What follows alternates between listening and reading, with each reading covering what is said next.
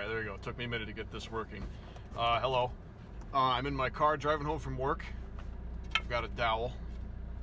It's unrelated, but had a good day today and just wanted to make a video because I was inspired and I have a lot of time because it takes me about 30 minutes to drive home from work. So I figured I'd do it. Alright, so something I get asked about occasionally, especially by people that are, together with somebody, but also by people that aren't, just in general. Some people that are skeptical of my life choices, things like that. They'll ask me some questions, essentially like, how should I phrase this? How are you going to find the gal that wants to do this crazy shit that you do, Alec? How are you going to do it? That's a good question. I'm not saying that's a dumb question. It is a very good question. So in order to answer that question, I'm going to do it in several parts, and hopefully this comes out well. Hopefully I don't have to edit it. We're going to have to see. But here's the thing. You have to understand to some extent that if you're living a life that you hate, and you hate yourself as an extension of that, and you just you dread every single day, you're not going to be a good, partner or husband or father or anything like that. It's not going to happen. The man that I was when I lived the way that I did, working a very successful computer programming gig, living in a house near Milwaukee, looks good on paper. It looks great. I was also a raging alcoholic, and I had serious problems. I had serious fucking problems. And you have to factor... Did that work? I cannot tell if that worked. We'll see. You have to factor that in when you're figuring out how you're going to structure your life, because relationships are a very large part of your life. So the way that I look at it, and I'm always, when it comes to stuff like this, I'm always optimistic, because I know there's a lot of people out there. There are a lot of people out there. If you think you've got everything figured out, and you either, think everyone's good or bad, regardless of your opinion, whether you think they're good or bad, you're wrong. It's whatever answer you pick to that question, you're wrong. There's good people, there's bad people, there's people that'll agree with you, there's people that'll disagree with you until you're fucking dead. And that's just the way of the world. You can't expect that to not be that way. That's just normal. And it's good that it's that way. If everyone thought the exact same... Sorry, noise. If everyone thought the exact same way as me, that would be pretty boring. That would be extremely boring. I enjoy talking to people that disagree with me because I enjoy hearing other people's opinions. And I mean that genuinely. I'm not saying that just will smoke up people's asses. I'm being genuine. I enjoy talking about things that people disagree with me about, because it makes you think about things you may not have considered before. And this happens to me a lot. And this is how I always know that wherever I am in life, no matter how old I am, I'm never going to be 100% certain about whatever I'm doing. I can be confident. I can't be certain. So it's important to remember that. But something that I figured out, at least in my years, is that if you are not in a good place as a man, you are going to be a miserable partner. It's always going to be the case. So the question for me isn't necessarily how are you going to find a woman doing what you're doing. The question is, how can I? I don't know if that might have sounded retarded, but basically, it's not really up for debate. I'm going to be living this way at least for probably a decade. Hopefully my whole life. We'll have to see how it goes. But hopefully I'll be doing this for a long time. So the question isn't really, where are you going to find one? It's how can I find one? And that's a whole different gig. And I have my own theories about it, and I'm going to elaborate on it in a bit. But I'd like to start with the concept that no matter where you are in life, no matter how you view yourself, other people, whatever, you had points in your life where you didn't have the understanding that you have now. You weren't a perfect person all the time. And you'd be a real idiot to try to claim that you've been, right all the time of your life. It's just not fucking true. There have been points in my life where I look at that and it's like, how the fuck is that the same person? Like, I made such retarded decisions. It's unbelievable to me. But it was still me. You know, it's not suddenly not me because I made stupid decisions. That was still me. And I was just in a bad spot. You know, I was in a bad fucking spot. And I was influenced to do certain things that I didn't really want to do. And I kept trying to rationalize it in my mind, because when you're deep in something and you have like legitimate, tangible things tying you down, you try to make it work. You try in your head to work it out, where you're like, okay, I guess this makes sense. And sometimes it's so insane, like the situation you get in is so insane that you have to do a severe level of cognitive dissonance to get to that point, and it really fucks you up in the head. I really don't recommend it. Try to live a sane life if you can. But anyways, we're not going to get too deep into that. But essentially, the concepts I want to talk about and what ultimately led me to going this route in my life is the realizations that I had when doing the whole careerist path. The thing that I was good at, the thing that I would say that I'm a master at, and I'm not tooting my own horn. I have thousands, tens of thousands maybe, of hours of experience programming computers. I am pretty good at that, and people were willing to pay me a lot of money to do it. So I have pretty much proof and evidence that I was at least good enough to be paid six figures doing that. So I think that means I was sort of good at it.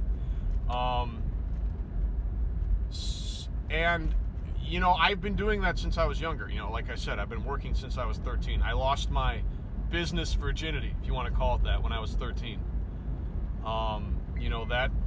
It impacts a person a lot when they have to deal with legitimate business decisions and writing software that influences major sales and shit like that at 13 years old.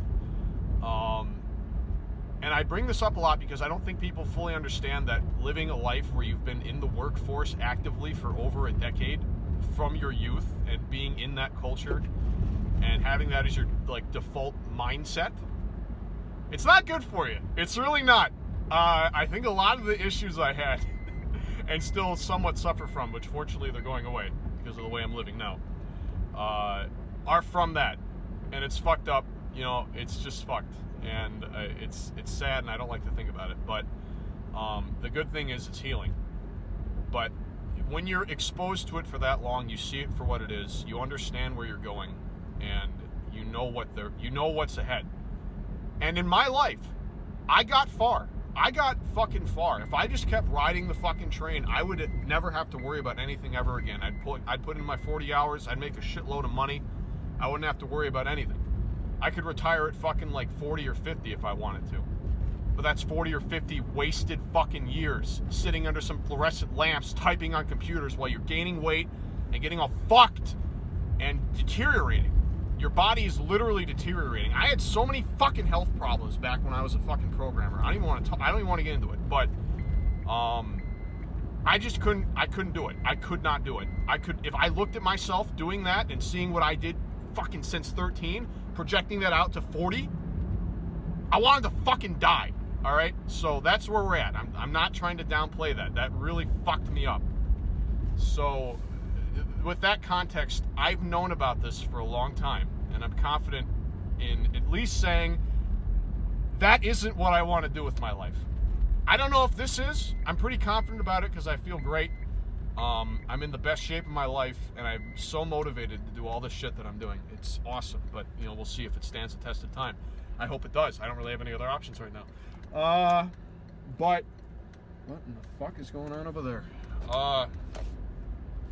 It's really, I think about that, and I think about the fact that a lot of people haven't been in the workforce for even a year. Like most people my age have been in the actual big boy world of work for a year. And yeah, you get drunk on that. People are willing to pay you, $50,000, $40,000, whatever the fucking entry wages are now a year, doing whatever dumb bullshit you do. It's whatever. And that you kind of get drunk on that because it makes you feel important. And for a while, that's the case. People feel that way for a while. And some people actually can, do something with it. I don't understand it. I'm not going to try to understand it. Some careers, I guess, just click with some people, but my thing is that, like, the thing that I was the most passionate about, which was programming, it made me hate it, and it made me hate myself. So if I couldn't make that work, I don't know what the fuck people do to make it work. But anyways, I think about the fact that people are just getting into that now for the first time, and they're having that first blush impression of all that shit, and you get drunk on it, and it's not going to take long, I don't think, for a lot of people to realize, wait a minute, this is shit. I'm fucking dying, nothing's happening, my life's a piece of shit, and I'm not making as much money as I thought. And I mean, in my case, I made more money than I thought. But, you know, a lot of people, especially people that go to college for whatever the fuck reason and don't really actually get any skills, and they're not actually good at their jobs, you know, they don't really get paid that much. And it's so easy to get burnt out and drained. But again, you because you're in that situation, and you're trying to, make the next day come, and you're trying to make it work, you lie to yourself, and you have that cognitive dissonance, like I talked about, where you're like, oh, well, it's just because this, that, and this, and you blame it on X, Y, Z, and you just keep deferring it. But eventually you get to a point where you can't blame anything else. It's got to be the way you're living. It's got to be what you've done with your life. And that's when I think people start to really question themselves. That's probably the whole midlife crisis thing. I don't know.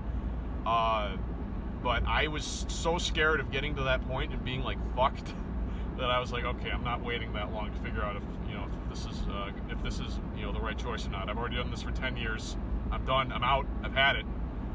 But I just feel bad that the people now are just going to realize that when they're like 30, 30 years old. You're past your prime just about. And you realize that the last 10 years of your life were a fucking complete waste of time. And that's not entirely true, because you can use what you've accrued monetarily and all that shit, the wisdom and all that, to figure out what you want to do next. But there are some people out there that are just really bad with money, so they're going to waste 10 years, not going to have a single fucking cent to show for it, and it's just sad. But the thing that's interesting to me, men are just kind of expected to be like pieces of shit, suck up fucks to the system. You're supposed to just fucking go in there, waste your life on some fucking job that doesn't matter, and you're supposed to somehow find fulfillment in that. And you're just kind of expected to do it. No one's telling you like, oh, good job. No one's patting you on the back. You're just expected to be a fucking slave, and you're supposed to like it. Women, though, so obviously what I was getting at is that it's easy for a man to look at that and say, well, this is kind of a fucking shit deal. What am I doing this for? But women are like told, like, you gotta do this. You got it. It's the only way. It's the only way you can have any fulfillment in life. Like, with that kind of pressure, that's gotta be fucked. That's gotta be fucked, man. So when they get to a point where they start reflecting and they're like, wait a minute, this is kind of shitty. How much is that gonna devastate somebody? That's fucked. So basically what I'm trying to get at here is that everyone comes to realizations at some point. Some people make it work. I'm not saying it's impossible to make it work. Obviously it is. People make it work. But I'm not the only person that thinks this way. Not even sort of. I'm probably parroting more things right now than I am having original thoughts, to be honest with you. But if there's that many people out there that are like me, you bet your ass there's fucking gals out there that are like that. And the way it expresses in them is way different. Because it's hard as a woman to legitimately say, hey, I don't want to do this. I'd rather just be a fucking, housewife, or fucking, I would rather, do homesteading, whatever the fuck. Like, you just sound like an idiot. Because there's so much force and precedent and all that shit on you to do all this ridiculous, stupid, fruitless shit. I feel bad, man. I really do feel bad for women these days. It's so fucked. It's so fucked. Obviously, if you're a gal and you find, meaning in your career, I'm not trying to, beat on you, but I know they're out there. I know. And one of these days I'll meet one. Especially where I am right now. A lot of fucking people out here, you know, they're not the city types. That's why I like the people out here. That's why I moved here. So it's a matter of time. I'm still pretty young, even though I look like I'm in my 40s. I'm only 23.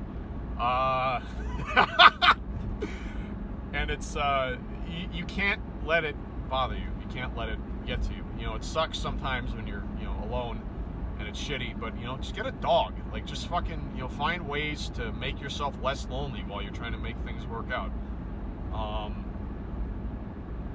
I have absolutely no doubt that, given my demeanor now actually being positive for the first time in my life, and generally being a more cheery person, and genuinely being fit and looking good for the, I don't know, maybe some people disagree with that, but I feel like I look pretty good.